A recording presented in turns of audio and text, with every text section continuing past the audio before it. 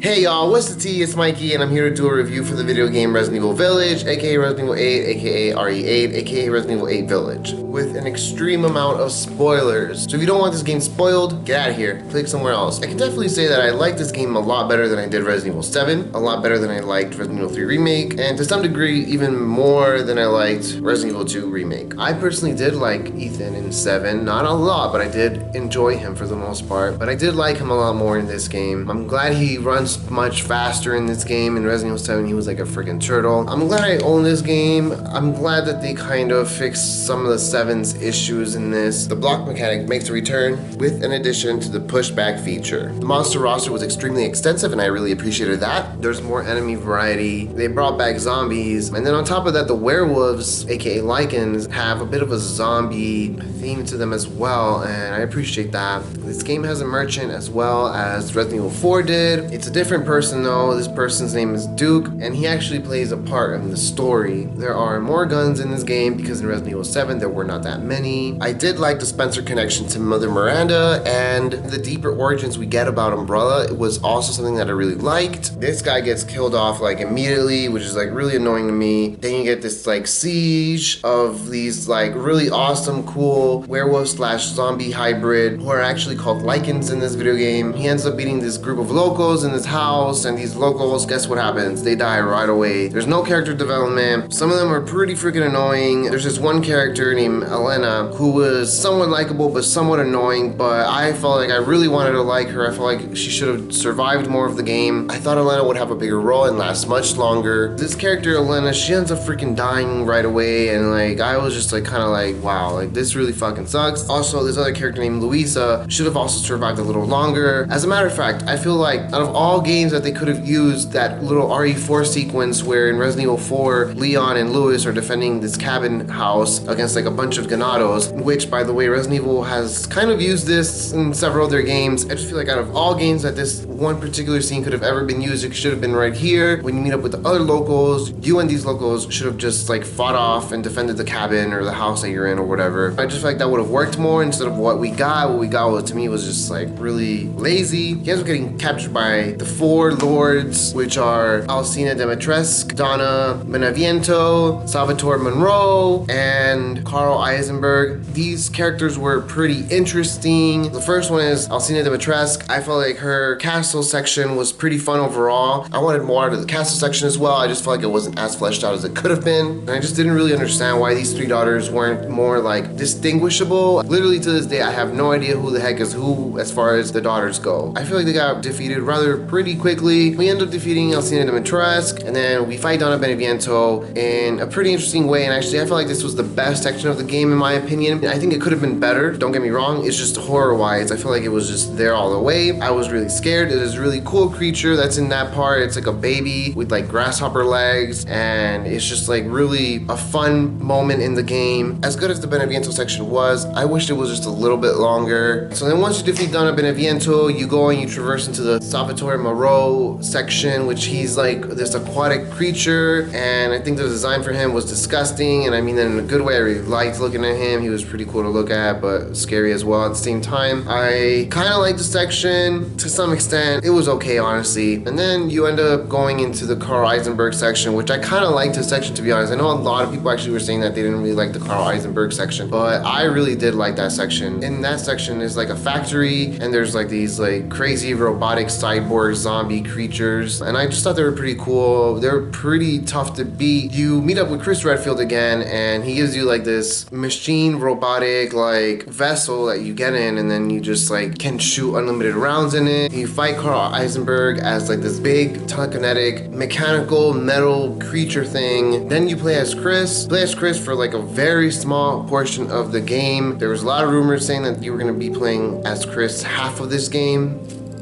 Nope, you don't play as Chris half the game. You only get to play as Chris for like 10 minutes, 15 minutes tops, depending on how fast you beat his section. And then after that, you resume play as Ethan Winters. You end up having a moment with Evelyn, the villain from Resident Evil 7. She ends up revealing, Ethan, you've been dead this entire time. You died in Resident Evil 7. And I actually really like this scene. I cried in this scene, to be honest. I know it sounds kind of like cheesy, but I did cry during this scene when you find out Ethan's dead the whole time since Resident Resident Evil 7 when Jack Baker freaking knocked him out right after the Mia Winters round 1 fight. So after this revelation slash twist, you head up into the area where Mother Miranda is at. You fight Mother Miranda, you kill her, then you are very much injured and you give Rose to Chris Redfield. Ethan covers the baby with his jacket. Chris leaves Ethan behind. Ethan has a detonator that was supposed to like explode everything, so he triggers it as soon as Chris is in a safe point. Once Chris is safe and he's in the airplane, he's with Mia Winters, he's with the baby, he's with some other members of the Hound Wolf squad, and then it is also revealed that the BSAA, which is supposed to be the good guys in Resident Evil 5, have been using BOWs, bioorganic weapons, which are basically the creatures of this video game franchise. That's another kind of crazy twist you get. And there's like an after credit scene where Rose is an adult, and I don't know if she has progeria and ages fast, or it could be that this scene does take place in the future and Rose is already an adult and she aged at the rate she was supposed to. She goes to this gravestone which has Ethan Winters' name on it, so for sure he's dead. I don't know if he is or not, so we think. She gets in this car with this Blue Umbrella agent, they drive off, and then in the distance you can see a figure. A lot of us presume it's Ethan Winters. I just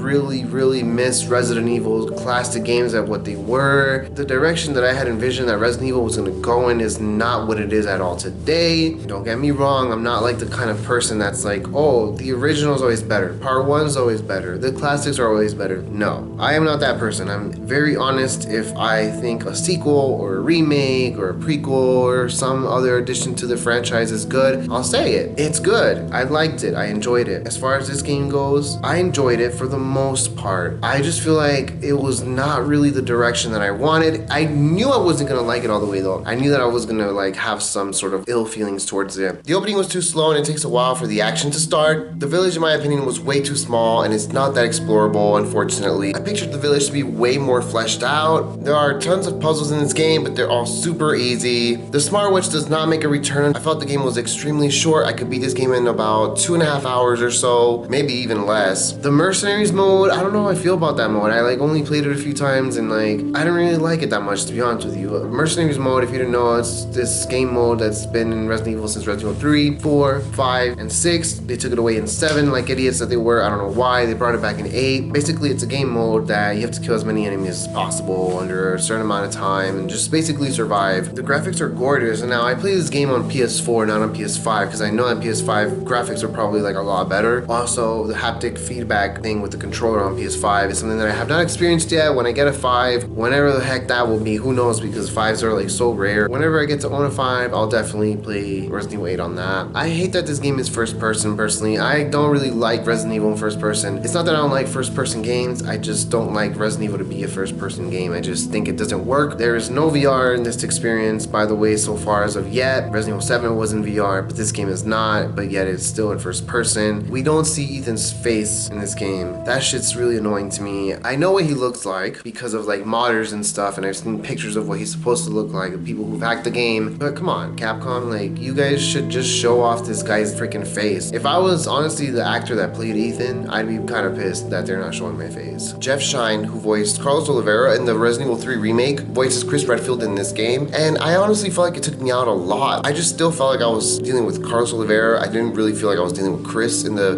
voice acting department. I also feel like it's a little hypocritical on Capcom because they tend to reuse the same actors to voice different characters, but when it comes to actors like Alison Court, they tend to not want to bring them back to voice iconic characters like Clara Redfield. These are just small details. Like, I really couldn't stand that there was like mirrors with lack of reflections. They purposefully blurred out the reflection of the mirrors so that we wouldn't see Ethan, but a lot of people hated Ethan in Resident Evil 7. And I think the problem is, like I said, is that they're just not showing his face. They just want to black it out or blur it out, and it's just like such a detail that I think is small, but it creates such a negative impact, in my opinion, for me liking the main character. The game was meh. I kind of knew it was gonna be meh. Hopefully Resident Evil 9 is gonna take Resident Evil in the direction that I see Resident Evil in. By the way, I'm such a huge fan of Resident Evil. I love Resident Evil like with all my heart, all my passion. I've loved it since I was 6 years old. Like I said, I'm more of like the fan of the classics, and it's not because they're classics that I love them. It's just because that they just had this zombie outbreak apocalyptic theme that I appreciate and that I resonate a lot with. Unfortunately, Resident Evil has decided to kind of take that out and kind of do their own thing that they wanted with it. If you guys disagree with anything, let me know. If you guys want to talk about anything about this game, let me know in the comments. Just know that I'm not trying to bash this game, I'm just giving an honest opinion. Overall, I give this game a 5 out of 10, and take care and peace.